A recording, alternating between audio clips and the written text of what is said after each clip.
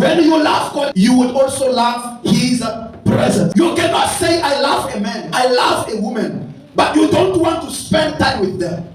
You cannot say, I love my wife, I love my husband, but you're always an absent father, an absent husband. Every day, 24/7, the woman has to call you to beg you to be with them. The man has to beg you to be with them. No, when you love someone, the other way to show it is by longing to be in their presence, longing to spend time with them, longing to talk to them constantly, longing to chat with them. Even though the person is in a long distance relationship, is by talking. The fastest way to kill a relationship, the fastest and the easiest way, the quickest way to kill a relationship, any relationship, is by cutting communication. The fast way to kill any relationship, no matter how much people were madly in love with each other, anytime you see that communication is starting to become something that is becoming difficult, you must know virus has entered the relationship.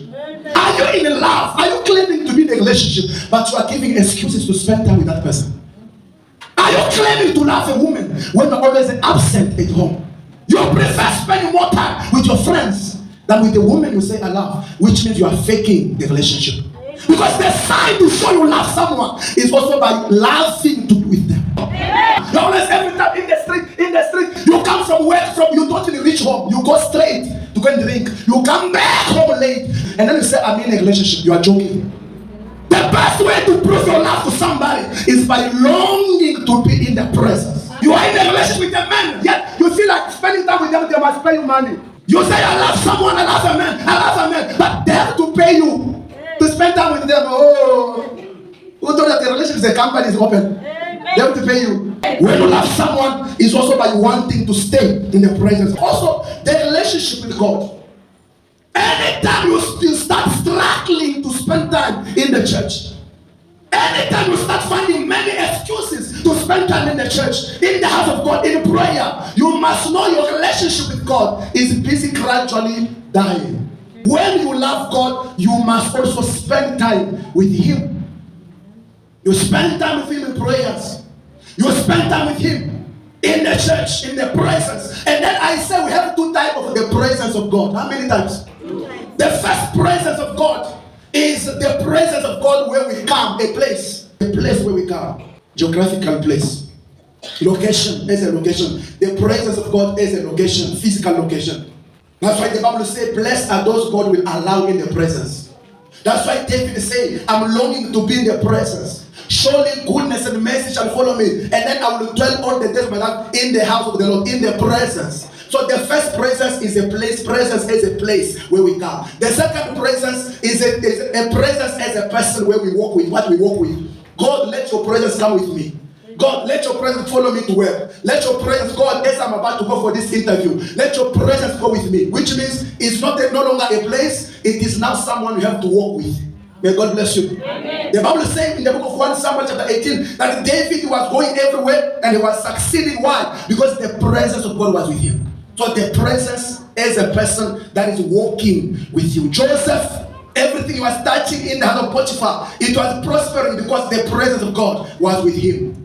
May God bless you. Amen. May God bless you. Amen. The presence is a person. Jacob was going forward in everything he was doing in the house of Laban. Why? Because the presence was with him. Moses in Exodus 33, he said, Lord, if your presence do not go with us, then don't allow us to live here. Your presence. The presence. So when you love God, you must love His presence. Amen. A Christian, they have to force to go to church. I don't care which pastor spoke to you before. He deceived you. You don't know God. A Christian, they have to force. A Christian who decides to spend hours in front of TV, but when he's in the church, he's bored. In the church, he's like, it's taking too long. Why can't he cut?